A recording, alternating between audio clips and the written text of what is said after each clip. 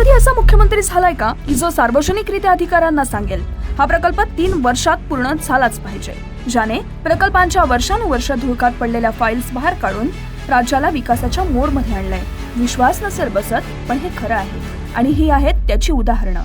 समृद्धी महामार्ग, Mumbai coastal road, Atal Setu, विविध जिल्ह्यांना जोडणारे अंतर्गत महामार्ग आणि रिंग रोड.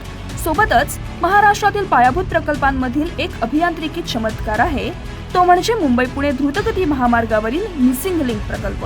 हा प्रकल्प अभियांत्रिकी क्षेत्रातील एक अद्वितीय चमत्कार असून यामुळं पुणे मुंबई प्रवासाचा वेळ तब्बल अर्ध्या तासानं कमी होणार आहे. सोबतच लोणावळा घाटातील ट्रॅफिकची झंझट मिटणार असून प्रवास अधिक सुलभ, वेगवान आणि आरामदायी होणार आहे. या प्रकल्पांतर्गत 9 किलोमीटर लांब देशातील सर्वात लांब बोगदा बांधण्यात येतोय.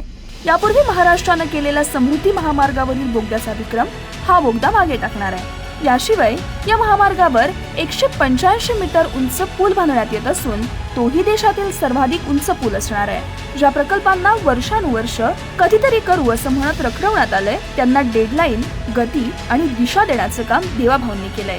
देवाभाऊंनी हे दाखवून दिलंय की नेतृत्व ठाम असेल तर महाराष्ट्राला विकासापासून कोणीच थांबवू शकत नाही.